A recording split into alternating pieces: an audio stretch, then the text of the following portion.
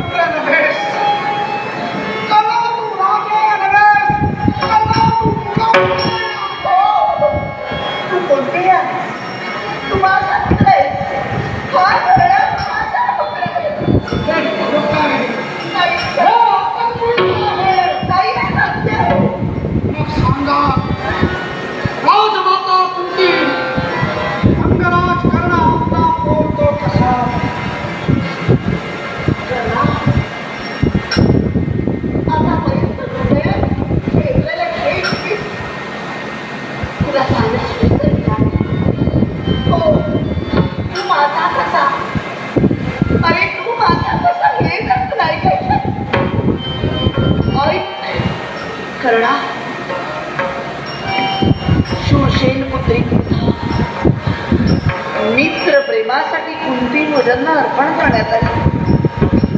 त्या क्षणापासून कुंतीचा एके दिवशी दुर्वास मंत्रांचं आमच्या राज्यात आगमन झालं.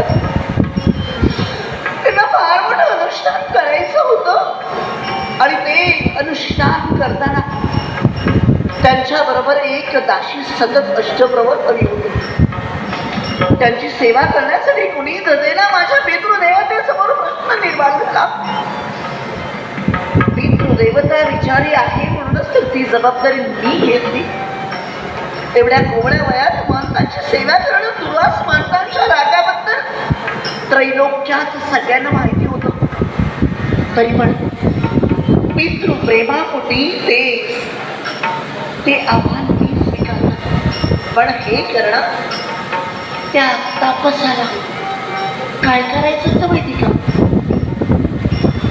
मानव योनी आणि देव योनी यांचा समतोल संसर्ग करायचा होता.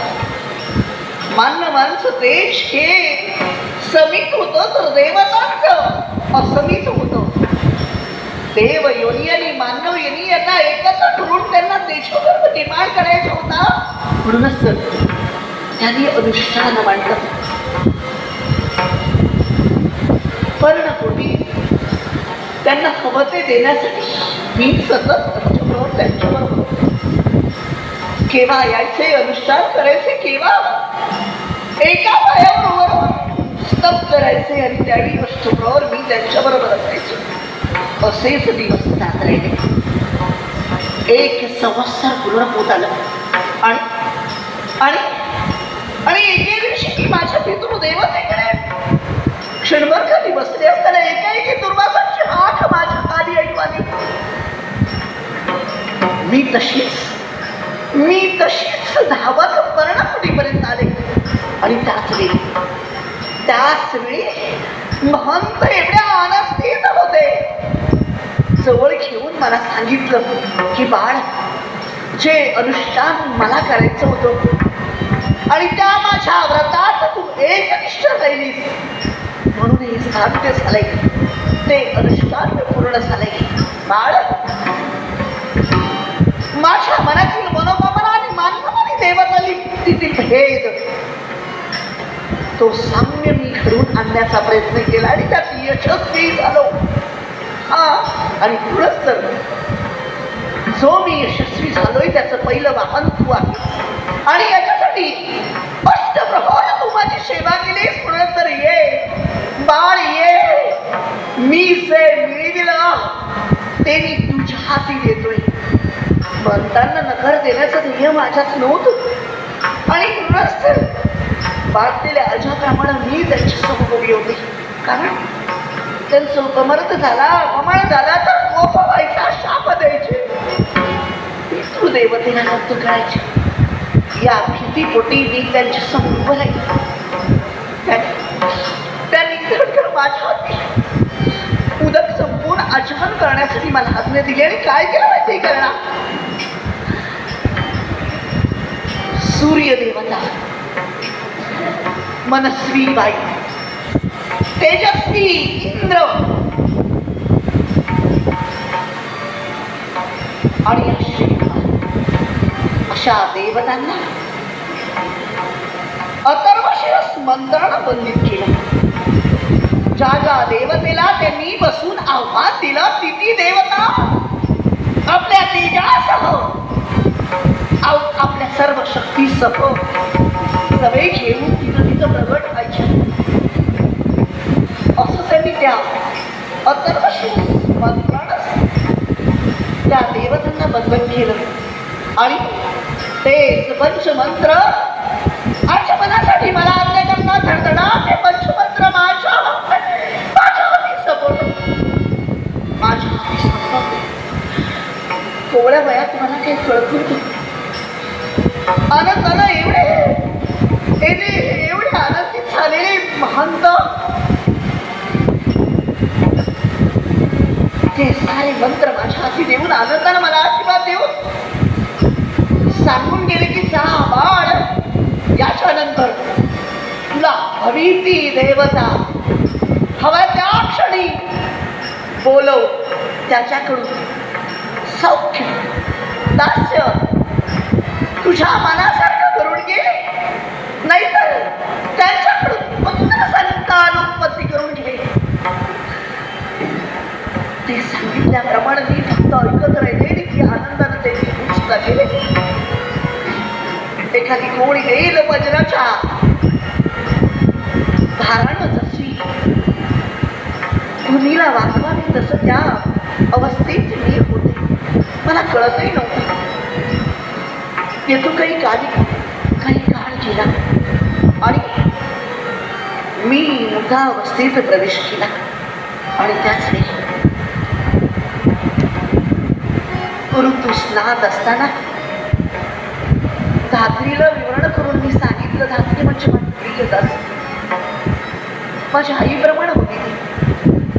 तिला सांगता क्षणी घाबरू नकोस म्हणाले. कोणती? या क्षणापासून ना तू महालाच्या गच्चीवर जा, जोपर्यंत तुझा ऋतुकाळ पूर्ण होत नाही ना. तिच्या आज्ञेप्रमाणे सगळं काही. आणि मला आठवतं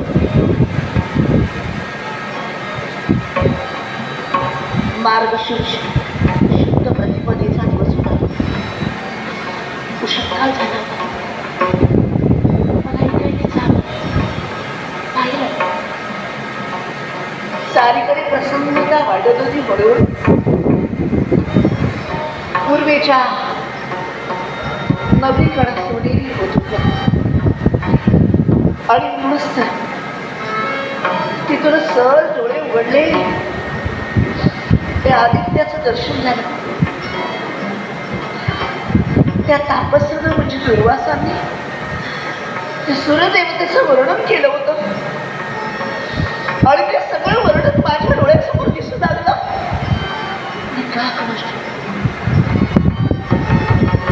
त्या कोवळ्या त्याच्यातला माझे नेत्र एकरूप झाले. कळलं नाही कधी एकदा माझ्या मुखातून मंत्रोच्चार झाला. मला कळलंच करणे आले.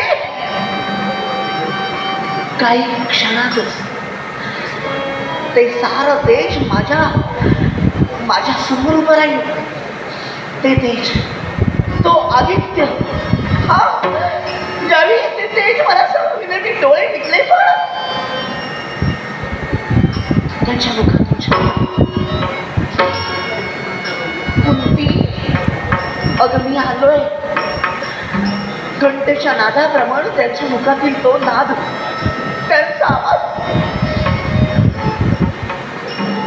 मधाच्या पिंगट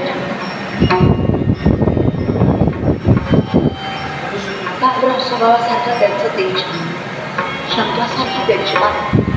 ते तेज माझ्यासमोर उभे राहिले. मी सरसरले. मला काही कळेनाच झालं. नाही, मला क्षमा करा, मी चुकले. अज्ञानात माझ्या मुखातून नाही.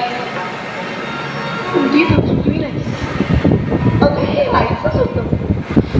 अगं तू मला बोलविलास ही सामान्य गोष्ट नाहीये. हा मंगल समय आहे. ही मंगल वेळ आहे. आणि असं करा. अगं मी माझं उपवास तुझ्यापर्यंत आलोय. तुझ्या कर्तव्यासाठी तू बोलविल्यास ते माझं कर्तव्य मला पूर्ण करू दे. नाही, मी चुकले. अज्ञानाने माझ्या मुखातून मंत्र निघाले असं मी बोलले. पण नाही. अगं मी मंत्रानं बांधीला. ज्या आतापासून त्या तुझ्या मनस्मित्यानं तुला जे मंत्र दिले आहे त्या मंत्राधीन आम्ही देव आहोत. आणि त्या मंत्राधीन जर आम्ही वागलो नाही तर आम्ही त्यांच्या कोपाला पात्र ठरू. तू त्यांच्या कोपाला पात्र ठरशील. आणि पुढच तर ये. माझा हात हाती घेतला.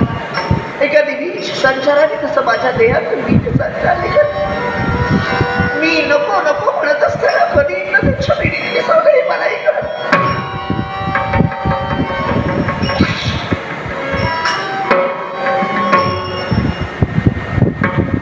केव्हा एका ते क्षण निघून गेले कोणास. पण नंतर 2 मासाला हळूहळू माझ्या गर्भात सावरून घेऊ लागले. माझ्या काही लक्षात येईना. मला भूक लागेल ना. ऐकायचं सगळीकडे सगळं जग माझ्या भोवती फिरल्यासारखं वाटू लागलं. आणि म्हणूनच धात्रीला मी प्रश्न केला, मी कशी वागते हे तिचं लक्ष होतं माझ्यावर. आणि त्याच वेळी तिच्याही लक्षात आलं. पण बाळ हे रडीत घडलंय असं काय घडलं. त्यावेळी तिला विश्वासात घेऊन मी सांगितलं. त्यावेळी ती मात्र ती मात्र नको त्या शब्दानं त्या देवतेला बोलू लागली, तापसाचं बोलू लागली. मी तुला थांबविलं, काय हे निर्णयानं नशिबी तुझ्या हातलं असं म्हणू लागलं. थांबलो, हे माझं उजवळ नशीब आपलं. पण पित्यासमोर काय सांगावं हा प्रश्न पडला. त्यात मी एक पिताचे आले असताना प्रश्नाचं लक्ष नाही अशी मी भेटली त्यांना. माझे मन रमत नव्हतं आणि म्हणून मी त्यांच्यातून नाते घेतली. गीता, मला एकांत हवा आहे आणि असं असताना मी पर्णकुटीत राहणार, आपली आज्ञा असेल तर. माझी इच्छा म्हणूनच तर त्यांनी पर्णकुटीत राहा असं सांगितलं आणि ब्रह्मवर्तात सत्रासाठी ते निघून गेले. पण माझा जीव जड होत होता. मी गर्भवती आहे हे नातीच्या लक्षात येतात. कुठेही कुजबूज होऊ नये म्हणून मी पुढच्या नाही काय केली नाही. हा, आणि कुणी त्याची चर्चाही केली नाही. एक घट्ट म्हणून त्या त्रुटीत राहिले. पण हे करणार 9 मास तुला माझ्या उदरी वाढली. हो, एवढं माझ्या उदरी तुला वाढली ना थोडा. 9 मास पूर्ण होताच आठवतं मला.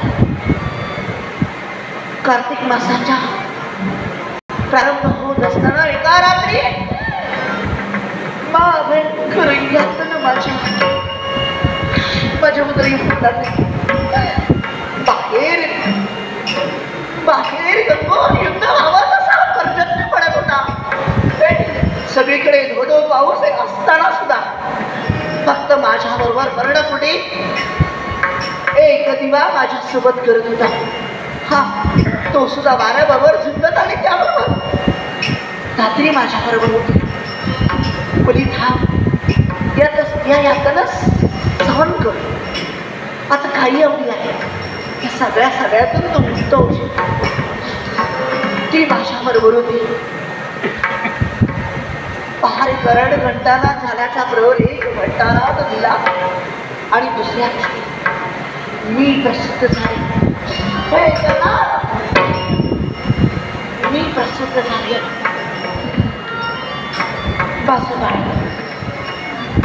विशाल नेत्र आणि माझ्याकडे पाहू लागले. जन्मदास त्याला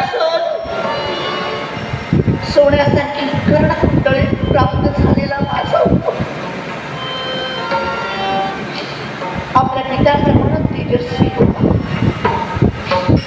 मी त्याला कुंडळ घट्ट मिठी मारली आणि तो तुझ्यासाठी या यातना होत्या. आता तुझ्यासाठी मी जगणार नाही, तुझ्यासाठी सर्वस्व कळणार आहे. पण काही शौकीनं मला धाकटीनं सावध केलं. सावध, जास्त वेळ थांबण्याची ही वेळ नाही आणि मस्त बाळ दे नाही. मी क्षणभर तिला विरोध केला, पण माझा विरोध असाही होता. तातडीनं माझ्या बाळाला घेतलं. सुंदरशी सद्गुणाची पेटी निर्माण केली होती. अंशार अंतरात लागली होती आणि वरती श्वासासाठी बाजूला विधान सुंदर उदार अशी पेटी निर्माण केली. बाळ त्या काळोखी त्या किरात साक्षीनं ज्या जगात तुम्ही मानानं जगावंस, मी मानानं जगावं म्हणून असतं. हा एकच मार्ग होता, कारण तू मला प्रिय होतास. तुझ्यासाठी मी जगण्याचा निर्णय घेतला होता. पण बाळ, तो निर्णय घेत असताना कोणाला कोणत्या दृष्टीनं तुझ्याकडे बातील या सगळ्याचा विचार बरं शेवटचा निर्णय म्हणत असतं. मला तुझा त्याग करावा लागला आणि म्हणूनच तर तुझा त्याग त्यापैकी तुला ठेवलं. वरती त्याचा पण वेगळा होता. त्या मध्यरात्रीच्या अद्भुत पावसात तुला डोळीवर घेतला मी मात्र धातूच्या मागूनच्या पावसात अश्व नदीपर्यंत आम्ही पोचलो. त्या अश्व नदीपर्यंत पोचल्यानंतर थांबा धीर धरत असता तू पुढे येऊ नकोस. अश्व नदीला तर महापूर आला होता. लाटा अंगावर धावत होत्या तरी पण धात्री कपडे एवढ्या पाण्याची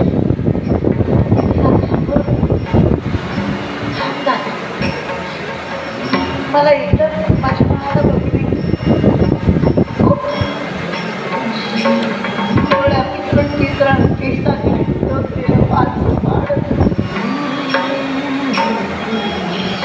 त्या छिद्रातून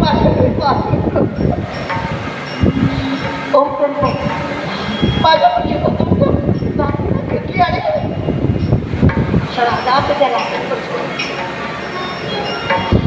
काय की जवळ माझा भाड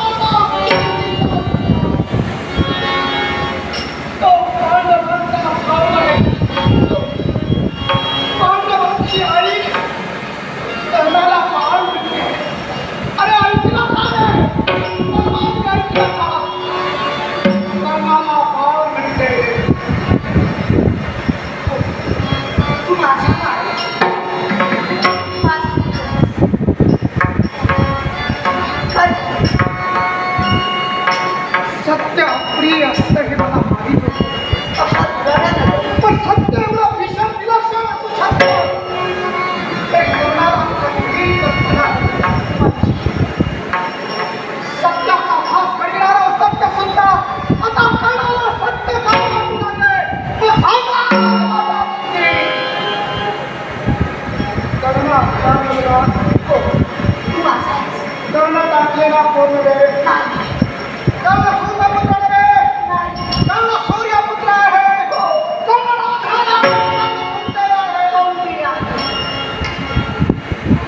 कर्णाला यापूर्वी आपण किती वेळा भेटला शिवाय आपल्या उघड्या डोळ्याने आपण पाहिलं तुमच्या कर्णाने ऐकलं प्रत्येक वेळी कथापण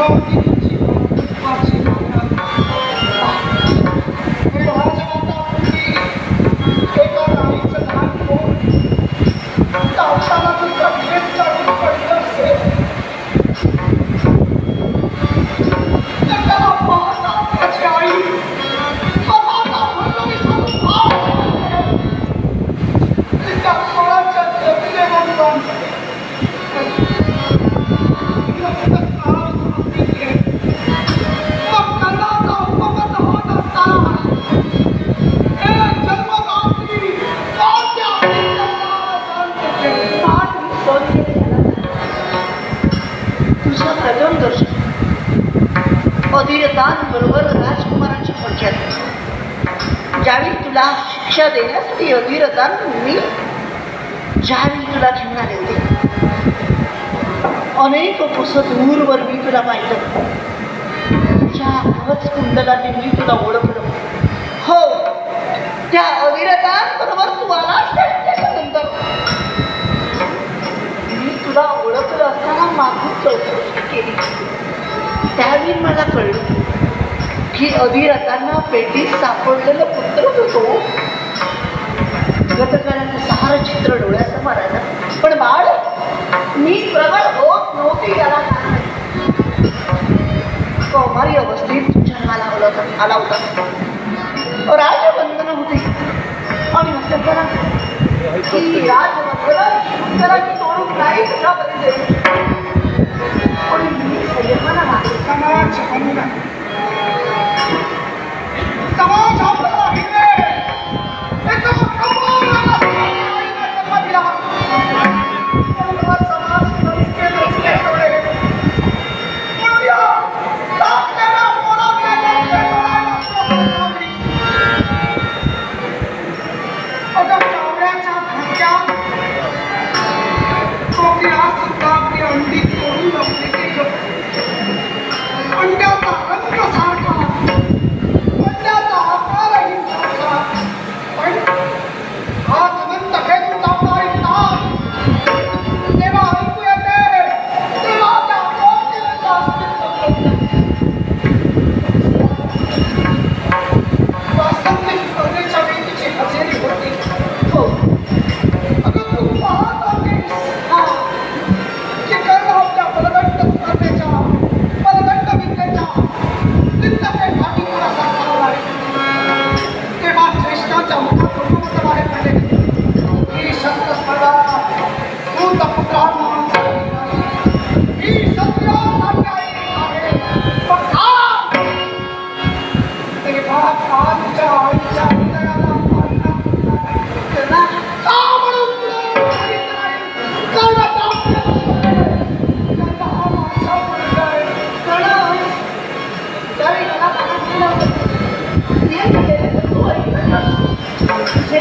पाहिजे त्याच होते पण तू नाही मी ज्यावेळी तुला माणसाने पाहिलं त्यावेळी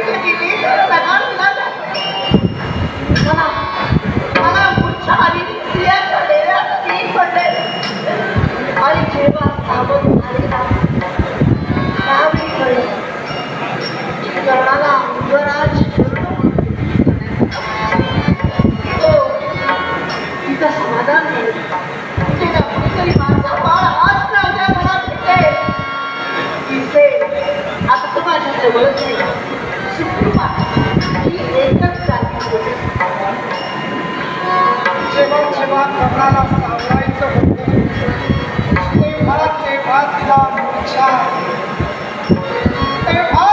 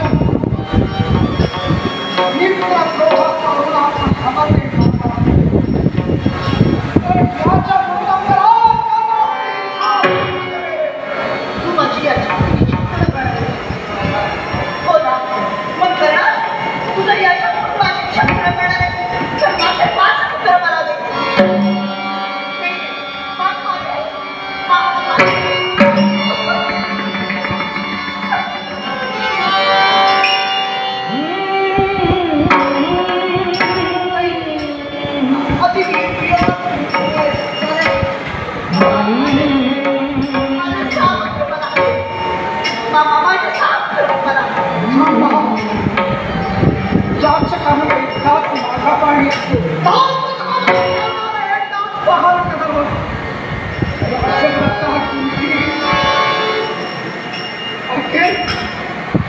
मोठी होतात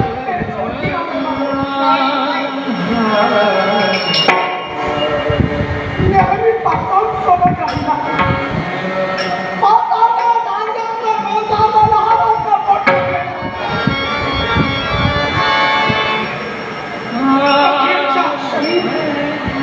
या सहाव्याला विसरला नाही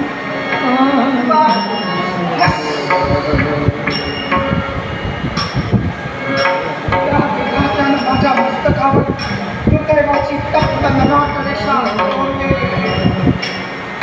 तो विधाता माझ्यासोबत खेळ खेळतोय मी तो एक संस्कृती त्याच्या हातात माझ्या काळात निघून जाता नाही ते यासाठी ऐका आपल्याला पाच पुत्र भेटलं याच्या पुढच्या समजामध्ये ते युद्ध होणार आहे ते धर्म आणि कर्माचं